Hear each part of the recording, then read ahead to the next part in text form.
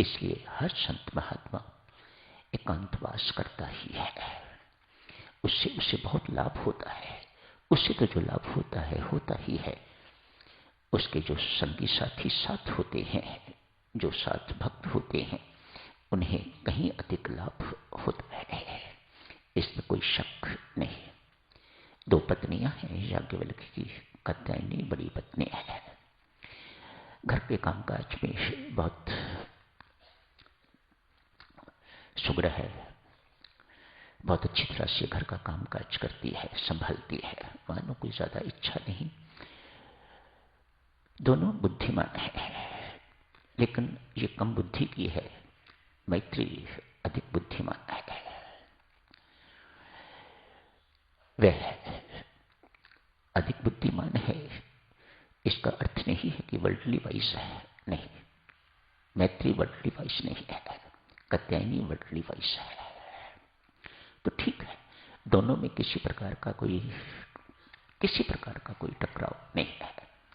कोई जैसी साउथ में भाव होते हैं, ऐसा कुछ ईर्ष्या इत्यादि कुछ नहीं है। दोनों प्रेम पूर्वक रहती हैं संत की छत्र छाया में। ये कोई छोटी बात नहीं। एक ही घर में 2 महिलाओं का रहना, एक पति, ये कोई छोटी बात नहीं है। मैत्री प्राय पतिदेव से परमार्थ पर चर्चा करती रहती है, अध्यात्म पर चर्चा करती रहती है। घर के कामकाज में कोई रुचि नहीं, शुरू से ही नहीं है। छोटी है, समझो प्यारी भी होगी, लेकिन कोई रुचि घर के कामकाज में नहीं है। भोगी जीवन भाता नहीं है, अच्छा नहीं लगता। भोगी जीवन से पहले ही मैत्री उपराम है। आज याज्ञवल्क्य जी ने प्रपोज किया है, मैं एकांत में जाना चाहता हूं, साधना करना चाहता हूं, अमृतत्व की प्राप्ति करना चाहता हूं। विशेष शब्द याज्ञवल्क्य जी का कोई फेवरेट है, मैं अमृतत्व को प्राप्त करना चाहता हूं। आपको कोई आपत्ति तो नहीं? किसने जवाब नहीं दिया? कौन? There is no contradiction at all. तो याज्ञवल्क्य जी ने कहा, जितनी मेरी पूंजी है मैं आप दोनों में बांट देना चाहता हूं, एक जैसी।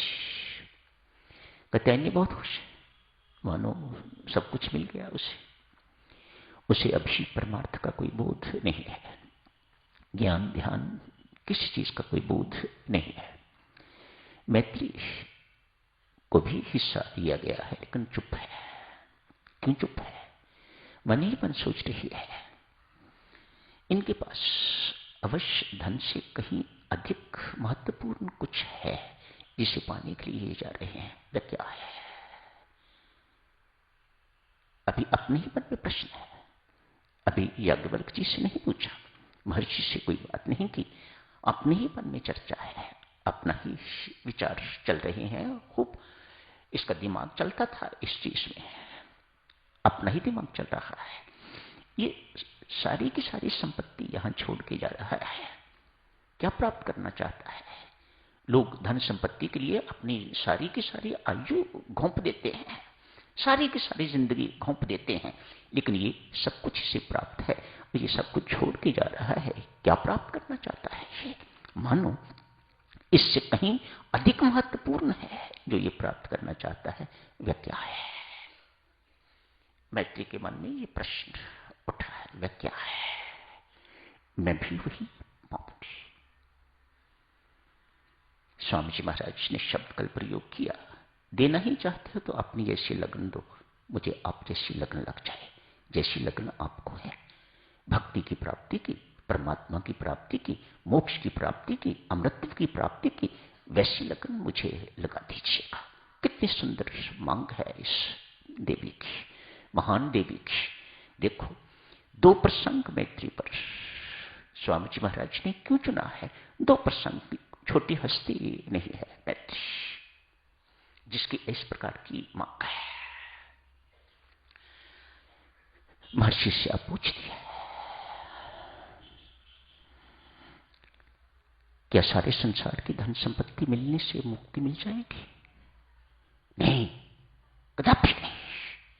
याज्ञवल्क्य एकदम टोकते हैं, अरे मैत्री, इस धन संपत्ति से ना परमात्मा मिलता है, ना संत मिलता है, ना ज्ञान मिलता है, ना भक्ति मिलती है। फिर क्या मिलता है? अभिमान। याज्ञवल्क्य सो क्लियर, सो लूसिड। इससे क्या मिलता है? कहा अभिमान मिलता है।